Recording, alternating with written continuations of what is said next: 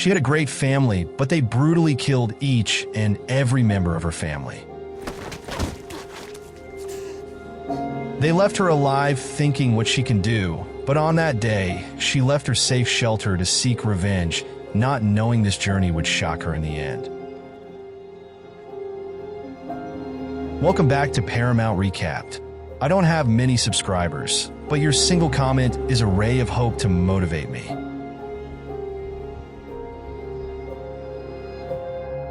3 years after the horrible loss of her family, Stephanie Patrick can't shake off the memories that haunt her like a bad nightmare. It feels like her brain is stuck replaying the worst family vacation ever, and there's no fast-forward button in sight. Instead of processing her grief, she dives headfirst into a chaotic life of drugs and working in a London brothel. One day, she meets a client named Keith Proctor, who catches her off guard by saying he just wants to chat. I mean, how often does that happen in a brothel, right? She introduces herself as Lisa, but Keith knows her real name and brings up the tragic plane crash that took her family. Turns out he's a journalist who's uncovered a shocking secret. That crash wasn't just a freak accident, it was a bombing, and the guy behind it is chilling in London, probably sipping tea. Stephanie brushes him off and tries to leave, but then a big dude barges in and drags Keith away like he's part of some bizarre reality show. Before making her escape, she snatches Keith's business card, because you never know when you might need a journalist to talk about a bombing. Back at her place, Keith's words about revenge echo in her mind like that annoying pop song you can't shake off. She listens to an old voicemail from her mom, trying to find some peace, but the flood of emotions hits hard. So, she takes a hit of something to numb the pain. Hey, we all cope in our own ways. But soon, she realizes she can't ignore her thirst for revenge any longer. So she calls up Keith for another meeting. This time, she heads over to his apartment, still doubtful but a bit intrigued. Once inside, she stumbles upon a wall plastered with news clippings and photos of the crash victims, including her family. It's like a really twisted scrapbook, and it hits her hard. Overwhelmed, she passes out. Honestly, who wouldn't after finding out their family was part of a cover-up? When she finally comes to, she tries to leave but can't resist one last look at the victim's wall. Later, Keith fills her in on the details, revealing that the bomber is a guy named Raza, still running free while the authorities are busy covering their tracks. He also mentions he's got a source, an ex-intelligence agent who leaked this info. Stephanie wonders if ignorance might have been better, but Keith insists she needs the truth. She decides to crash at his place for a bit, and later that night, she digs through his documents and finds Raza's details along with the address of Keith's source. The next morning, she demands to know who the source is, but Keith tells her to drop it. Good luck tracking him down. After he leaves for work, she hits up a pawn shop to buy a gun, because apparently, she's ready to step into the role of an action movie. Next, she heads to Raza's college, all set on revenge. When she spots him sitting at a table, she slides into a seat across from him, hiding the gun under the table. But when the moment comes, she freezes, and Raza asks if he knows her before just walking away. As he leaves, she suddenly realizes her bag is missing, the one containing all of Keith's documents. Panic mode activated. She races back to Keith's apartment, only to find the door wide open, the place in disarray, and Keith lying dead in the bathroom with a bullet in his head. It's like stepping into a scene from a bad crime drama. Feeling guilty, she remembers the address of Keith's source in Scotland and decides to embark on a little road trip. She takes a bus partway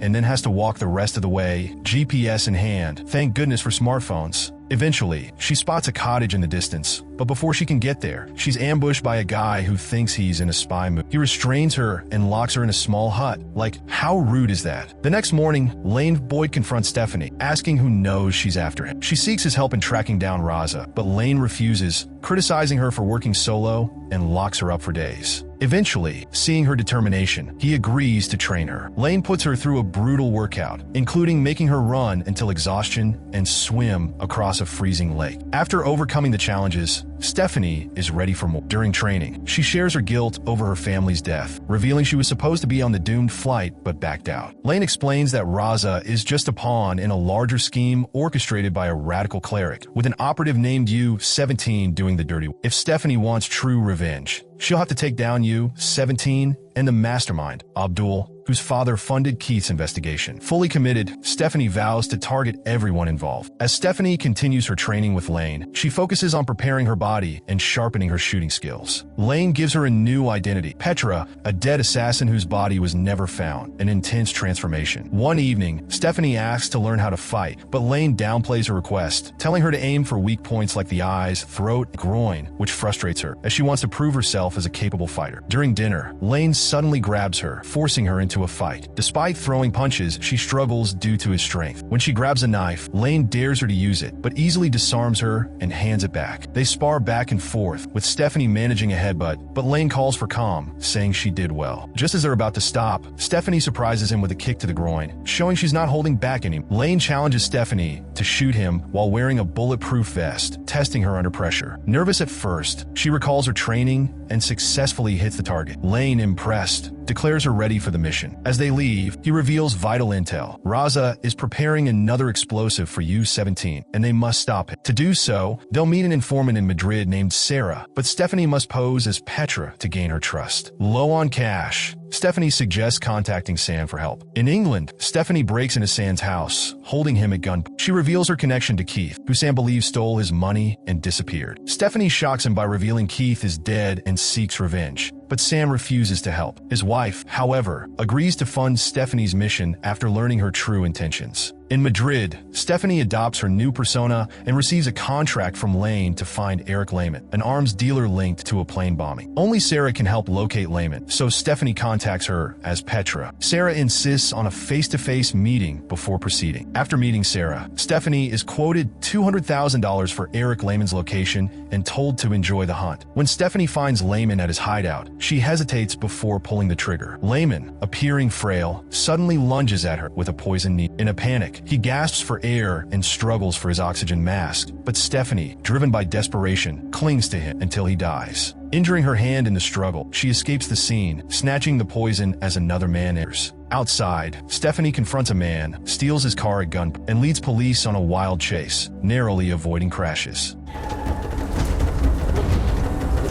In a bold move, she swerves into oncoming traffic, causing the pursuing cars to crash while she escapes. Back in Madrid, Sarah, now convinced that Stephanie is truly Petra after hearing of Lehman's death, assigns her a new target, Guyan, a man under U.S. investigation for leaking sensitive information. Stephanie calls Lane for advice, and he urges her to take the job, revealing that Guyan is linked to U-17. Stephanie agrees to the contract for $2 million and flies to New York. Meeting with Lane, she questions the real Petra's death. Lane admits that Petra killed one of his colleagues, and despite MI6's orders to stand down, he took her out. Stephanie realizes that the colleague was Lane's wife and that Petra, a CIA agent, was trying to stop U-17 before the bombing. Lane brushes off the revelation, insisting Stephanie's mission now is to get close to Guyan by pretending to seduce him. Stephanie, disguised, arrives at Guyan's hotel penthouse to assassinate. As she prepares to kill him, he pleads for his life, mentioning his children, which causes her to hesitate. Distressed, she leaves and meets Lane, admitting she couldn't do it. Moments later, Guyan is killed when his vehicle explodes, along with his family, leaving Stephanie shaken. She decides to cut ties with Lane and handle things on her own. Stephanie heads to Sarah's place,